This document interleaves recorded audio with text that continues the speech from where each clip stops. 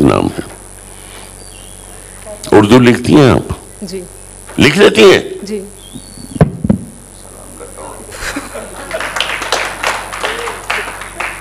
मेरे वालिद ने बड़ी कोशिश की मुझे उर्दू सिखाने की, लेकिन वो चूक गए, क्योंकि उन्होंने मुझे जब मैं 10वीं पास कर चुका फिर उर्दू सिखाने की कोशिश की। मैंने कहा यार पहली क्लास से शुरू करते तो अब तक मैं सीख जाता। और वो मुझे खत उर्दू में लिखते थे क्योंकि उनकी जबान वही थी, और मैं खत लेके साला भिखारियों की तरह हर किसी, भैया उर्दू पढ़ना आता है, भैया उर्दू पढ़ना आता है। तो नसीरुद्दीन शाह जो मेरे क्लासमेट थे फिल्म इंस्टीट्यूट में भी और नेशनल स्कूल ऑफ ड्रामा में भी, उनके पास ले जाता था। लेकिन उन भाई साहब का भी उर्दू कोई बहुत बेहतरीन नहीं था। वो पहली 2 लाइनें पढ़ते थे, बरखुरदार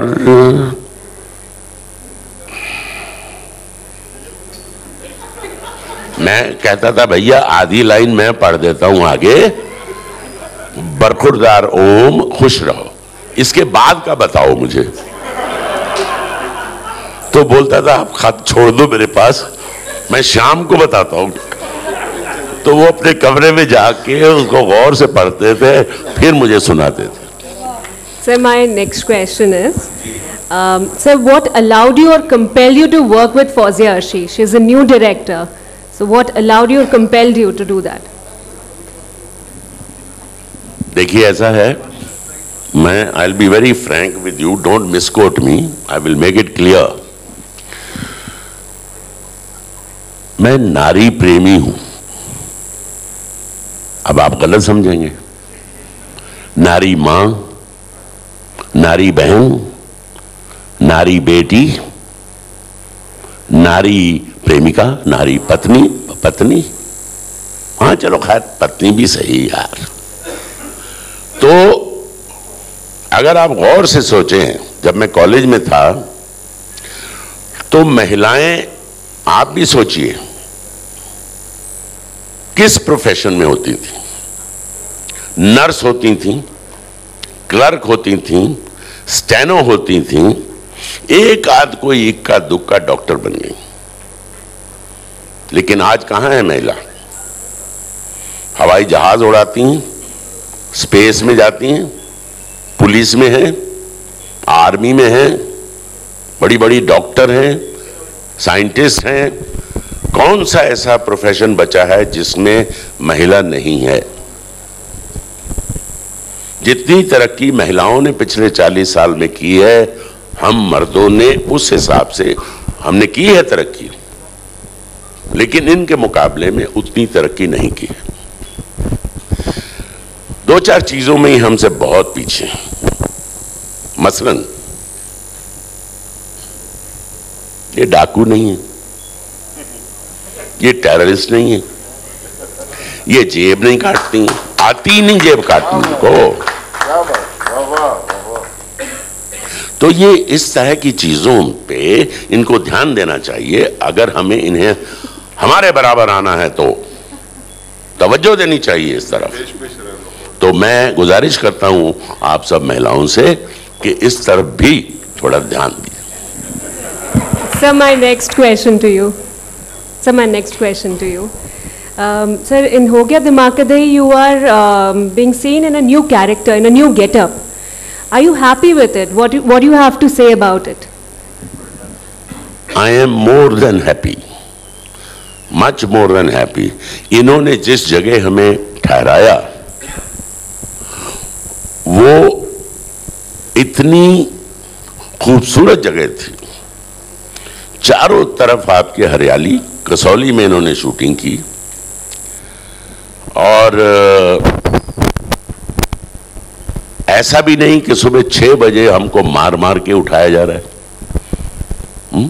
आराम से 8, साढ़े 8 बजे हम निकलते थे, और ऐसा नहीं कि टेलीविजन सीरियल्स की तरह रात को लगे हुए 3 बजे तक शूटिंग कर रहे हैं, ऐसा कुछ नहीं था। ये हमने वहाँ मस्ती भी की, एंजॉय भी किया, हमको खाना भी अच्छा मिलता था। ये नहीं कि पतली दाल मिल रही है और एक सब्जी मिल रही है, नहीं जी, मटन चिकन भी मिलता था और अच्छा खाना मिलता था। और सिर्फ एक मुसीबत थी,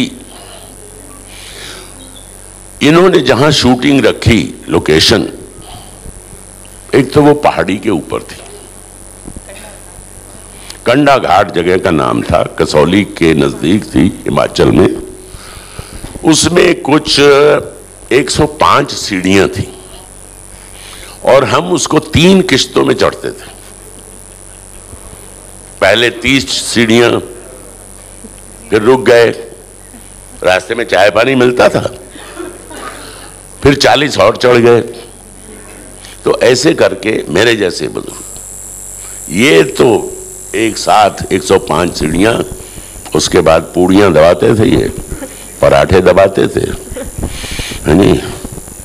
तो माशाल्लाह। अरे भैया मेरे दोस्त, मेरी बात सुन लो यार, हैं? गरीब आदमी हूं, सिर्फ अमिताभ बच्चन की आवाज सुनते हो, शाहरुख खान की बात सुनते हो, हमारी भी सुन लिया करो कभी कभी। Thank you so much sir.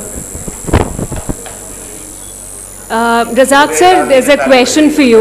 Razak sir, there's a question for you. There's a question for you, sir. For me? No, sir. Thank you so much.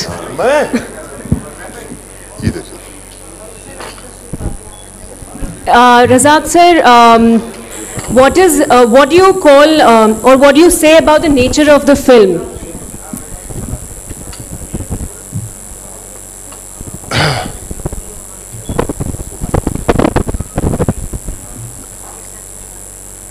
Fun film, funny film. भाई एक तो मैं माफ़ी चाहता हूँ, मैंने 2 दिन से खाना नहीं खाया, क्योंकि क्या है कि थोड़ी फिल्में रिलीज़ नहीं हो रही हैं अभी, तो इसलिए मैं। और वैसे तो मेरे पास 10-12 सूट हैं, टाई भी है, बो भी है, लेकिन सब धुलने के लिए गए हुए हैं, इसलिए मैं खद्दर की शर्ट पहन के आया हूँ आपके लिए।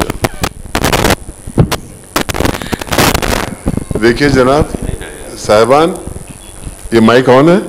अच्छा जी सर, जी सर। जिस मंच पर, जिस डेस्क पर ओम पुरी साहब बैठे हैं, जिनकी आवाज, जिनका बोलना पूरा हिंदुस्तान ही नहीं एशिया वाकिफ है, ये कई चीजें इनकी आवाज से उनका इफ्तिताह हुआ है। और कादर खान साहब है जिनकी आवाज दहाड़ है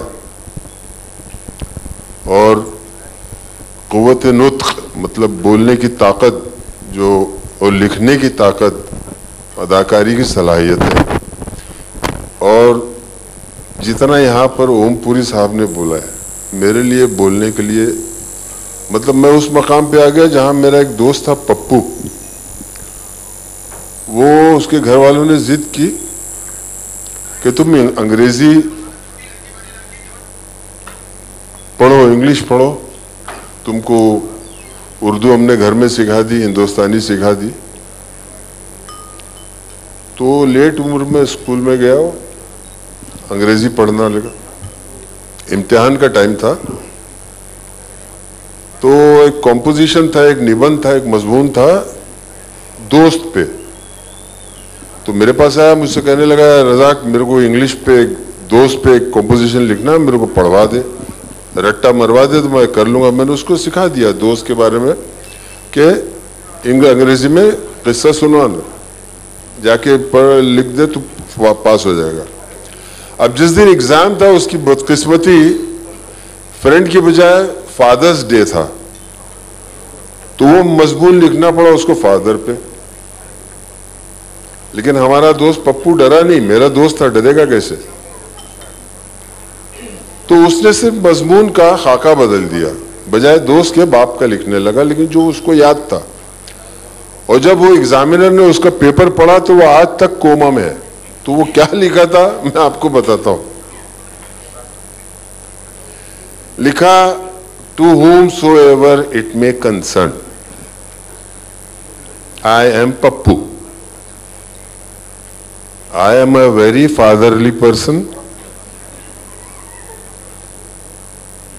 I love all my fathers.